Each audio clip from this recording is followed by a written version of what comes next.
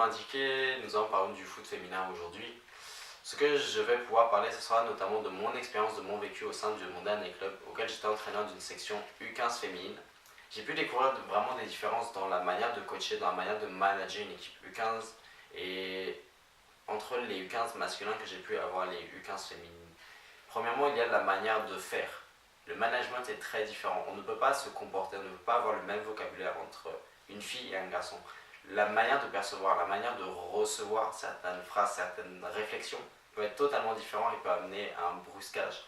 Même si on est quelqu'un de très proche de la joueuse peut se couper par rapport à cela.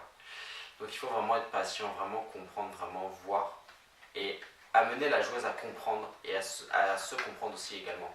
Des fois, c'est une mauvaise compréhension de soi-même qui peut amener ça chez la joueuse. Ensuite, dans le foot féminin, dans les règles, il n'y a pas vraiment de différence entre les règles dans le foot masculin et les règles du foot féminin. Après, ce que j'ai pu voir sur le district du Rhône, donc sur Lyon, c'est que l'arbitrage est beaucoup plus rapide, beaucoup plus sec au niveau de l'arbitrage d'une équipe féminine. C'est-à-dire qu'une faute qui sera faite chez les garçons pourra mener à un avantage, c'est-à-dire un temps d'attente avant de siffler la faute, qu'il n'y aura pas chez les filles. Il y a beaucoup moins d'avantages, beaucoup moins de laisser aller. On va couper directement pour essayer de montrer aux filles, voilà, on stoppe. Parce que les tensions peuvent partir beaucoup plus vite entre des filles que par rapport à des garçons. Ce qui peut être contraire à toute idée reçue sur le foot féminin. Ensuite, ce qu'il faut savoir sur le foot féminin plus globalement, c'est que c'est un secteur qui est en train de se développer. Il est encore jeune, très jeune, malgré la présence d'une Coupe du Monde, malgré la présence de l'Euro. La Coupe du Monde féminine représente beaucoup de moins d'équipes.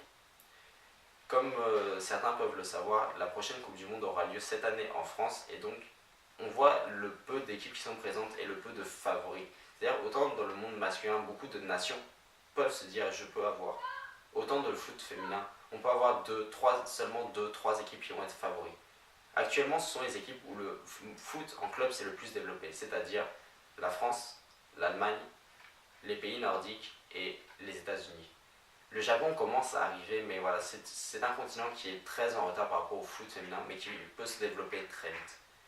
Plus globalement, voilà, si le foot amateur se retrouve souvent dans le cas où il n'y a pas d'équipe forcément féminine, mais des équipes mixtes. Et c'est-à-dire que le foot masculin et le foot féminin se retrouvent en contact, sont les rares moments, et sont plus souvent des joueuses qui vont intégrer des équipes masculines, et donc se retrouver en confrontation avec des garçons, ce qui va leur amener peut-être des problèmes au sein de ce club, dans le sens où, étant donné que la manière de coacher est différente, le coach ne fera pas forcément attention à cela et imposera un coaching masculin pour une féminine.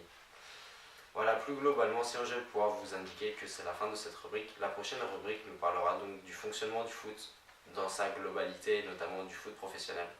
Et je souhaitais juste attirer votre attention sur le prochain événement sportif qui sera la Copa América, qui est donc la Coupe d'Amérique du Sud, qui a lieu du 14 juin au 7 juillet au Brésil, et où voilà, le Brésil, le pays hôte, est l'un des favoris, mais son rival principal, l'Argentine, n'hésitera pas à essayer de l'embêter chez lui.